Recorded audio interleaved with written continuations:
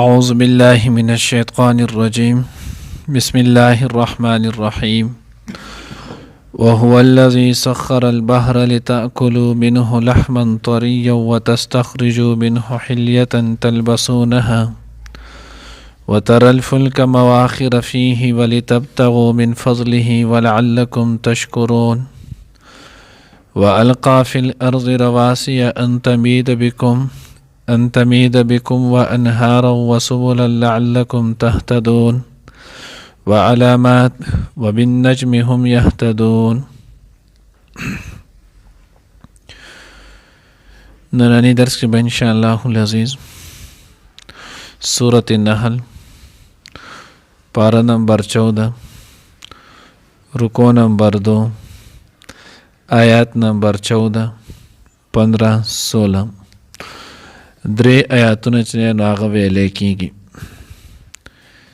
ډېره مخکې الله جل جلاله د خپل قدرت او د خپلو نعمتونو تذکره وکړله، نو په هغې کې تقریبا د اکثرو تعلق چې نو هغه د وچوبې سره و. اوس دې آیات کې الله جل جلاله مزید د خپل نعمتونو تذکره کوي او د دې تعلق چې نو هغه د سمندر د اوبو سره دی. نو الله رب العزت وی الله هغه ذات دی سخر البحر لتأکل منه لحما طریا. الله هغه ذات دی چې د هغه ستاسو دپاره مسخر کړی دریاب. نو اوس دریاب چې نو هغې زموږ دپاره څنګه مسخر کړی؟ نو دریاب ته چې وکتلی شي نو دا د الله جل جلاله په حکم سره خلق د دې نه مختلف قسم چې نو هغه پیدې اوچتۍ پیدې دي اخلي او په ښه اسانه طریقې سره چاته هم په هغې قسم مشکل چې نو هغه نه پیښیږي. لتأکلوا منه دریاب ډېر شی چې نو هغه فایدې دي څه مخکې چې نو هغه مونږ ویلې هم وي.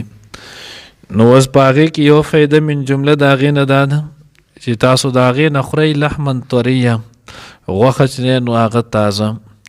دلته د لحم نه مراد تفاسیرو کې لیکلی هو سمک هغه مهی دی.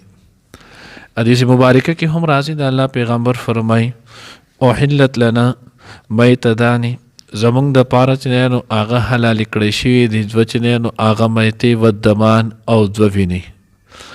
نو نو میته نه مراد یو نه دی السمک والجراد، یو چې نو هغه مهی په تمام انواع سره چې د مهی څومره هم قسمونه دي هغه ټول. دویم جراد ملخو او دغه شانتې دوه وینې زموږ د پاره چې نو هغه حلالې شوي دي. یو چې نو هغه کبد دی، کبد ویلی کېږي چې نو هغه څه ته وینې ته، او دویم چې نو هغه طحال دی دا ویلی کېږي تورې ته. نو الله پیغمبر فرمایي احلت لنا دما، نو زموږ د پاره دوه وینې او دوه میتې چې نو هغه حلالې شوي. او بیا الله جل جلاله د سمندر دغې فوایدو کې د ټولو نه مخکې چې نو هغه د خوراک ذکر وکړو، ځکه دغه مقصودي شیز دی. نو چې کله مقصودي و نو ځکه الله رب العزت د دغه انعام مخکې ذکر کو. وتستخرجون منه حلیة، او تاسو راوباسئ د هغې نه چې نو هغه کالي، حلیه ویلی کېږي چې نو هر هغه شیز ته چې په هغې سره خلک زینت او ښایست اصلوي. نو کالو سره هم خلک چې نو هغه زینت او ښایست اصلوي. نو دې کې قیمتي کاڼي جواهر چې نو هغه پکې هیرې پکې، نو دا دریاب نه چې نو هغه خلک راوباسي قیمتي چې نو هغه شیزونه. تلبسونها، الله وایي چې تاسو اچوئ هغه اغوندئ هغه. نو اوس کالي چې نو هغه دا خو د ښځو کار دی او ښځې چې نو هغه کالي دا کوي استعمالوي. او دلته الله رب العزت وایي تلبسونها د مذکر صیغې راوړل چې تاسو هغه کالي استعمالوئ. نو حضرت چې نو هغې جواب ورکړی ځکه چې د ښځې تزین د هغې چې نو ځان سنبالول او ځان ښایسته کول دا وي هم د سړو دپاره. نو د دې وجې نه الله وي تلبسونها چې تاسو اغوندئ.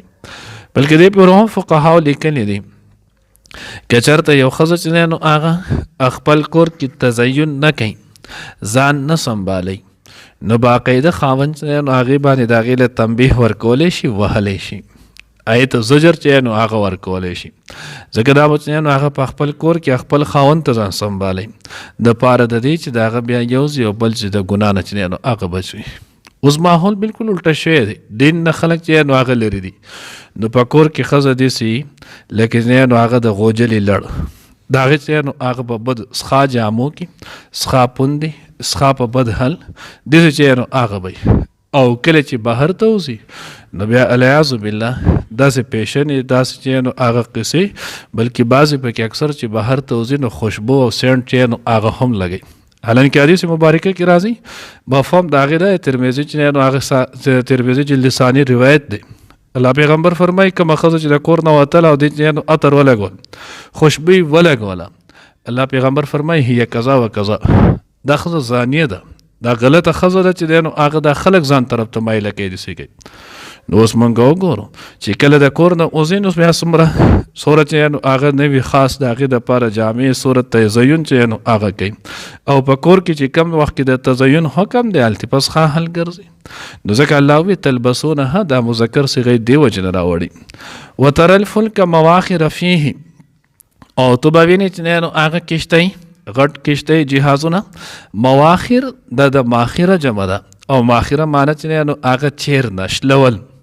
نو دا کشتۍ چې کله په رفتار سره تیزې ځي نو دا د اوبه په منځ شلی یو طرف ته او بل طرف ته ځي نو هغه اوبه د دې نه اوړي او دا کشتۍ پکې روانې. نو الله وی دا مې هم ستاسو دپاره کړي. حالانکې د اوبو خاصیت دا دی چې دروند شي چې دا ځان ته راکاږي ډوبیږي. ورکوټې ګټۍ خلک واچوي لاندې یخ ډنډ یخ ته رسي. اوس دا دومره لوی جهاز لویه کشتۍ دا په دې کې روان یو په 2 ټنونو مالونه چې نو هغه اخیستي او دا پکې نه ډوبېږي. نو دا د الله چې نو هغه قدرت دی، الله چې نو هغه مسخر کړی سخر البحر وتر الفلک نو تو به وینې په دې کې کشتۍ مواخر فیه چې هغه به اوبه شلې روانې به په دې دریاب کې لتبتغوا من فضله د پاره د نه چې تاسو تلاش کې د الله د فضل نه. فضل نه مراد چې نو هغه تجارت دی. قرآن کې ډېر صورتونو کې لکه مثال په طور کې صورت بقره کې تیر شو دغه شانتي دی نو هغه په دې صورت کې رالو، بیا په صورت بنی اسرائیل کې دی، صورت روم کې دی او دغه شان نور چې نو صورت مزمل کې دی، ډېر شي صورتونه صورت جاسیه کې دی. د ټولو کې د فضل نه مراد چې نو هغه تجارت دی.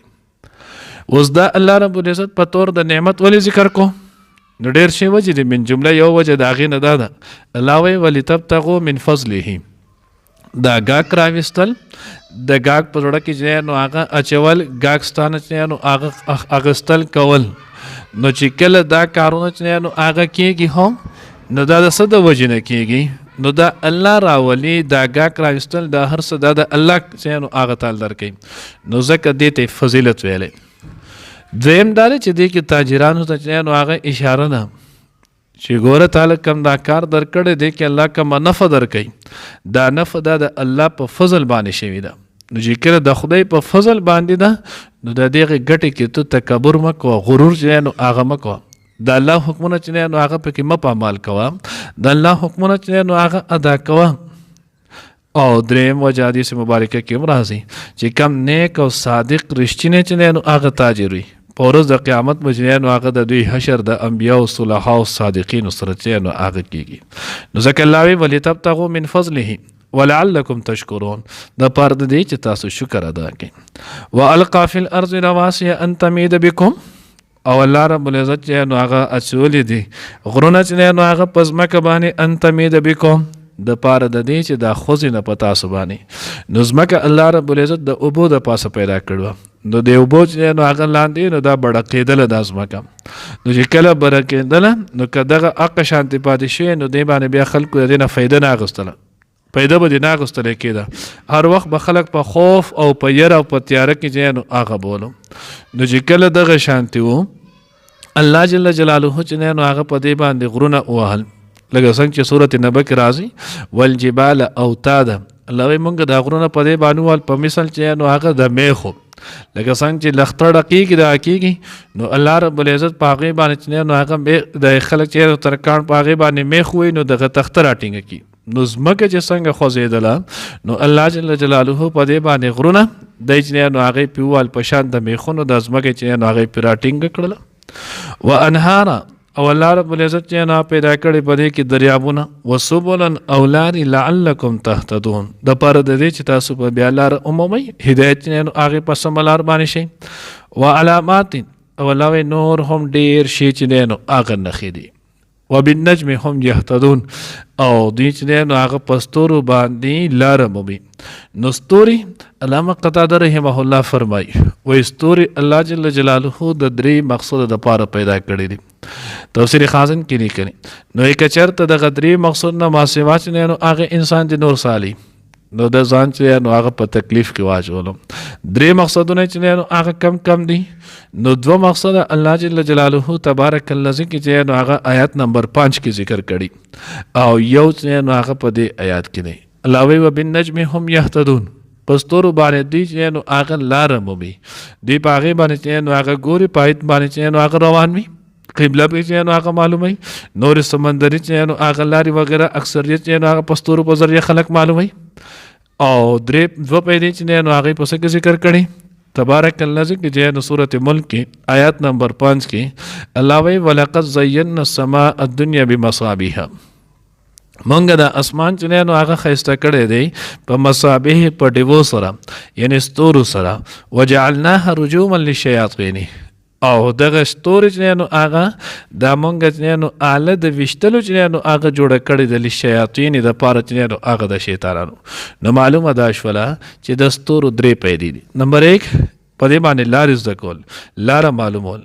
نمبر 2 د اسمان ښایست او زینت دی او نمبر 3 په دې باندې شیطانان چې نو هغه ویشتلی کېږي. الله دې موږ ته صحیح پوهه نصیب کړي. وهو الذي والله هغه ذات دی سخر البحر چې تابع کړی دی ستاسو دپاره سخر البحر چې تابع کړی دی دریاب لتاکلوا منه چې تاسو خورئ له دغې نه لحما غوښه طریا تازه یعنې مهې وتستخرجوا منه او تاسو را وباسئ د دغې نه حلیة کالی تلبسونها چې تاسې اچوئ اغوندئ وتر الفلک او تو به وینې کشتۍ لره مواخره چې هغه بشلې روانې به وي فیه په دې دریاب کې ولتبتغوا او چې تاسو ولټوئ من فضله د هغه د فضل نه ولعلکم تشکرون او چې تاسو شکر وکئ. والقا فی الارض او هغه راوغورځول ټک وهل فی الارض په ځمکه کې رواسي غرونه ان تمید بکم چې ونه خوځېږي په تاسو باندې وانهارا او دریابونه وسبلا او لارې لعلکم تهتدون چې تاسو په هدایت شئ لار بیا عمومئ وعلامات او سنور نښې علامتونه وبالنجم او پستور باندې هم دی یهتدون لار مومي.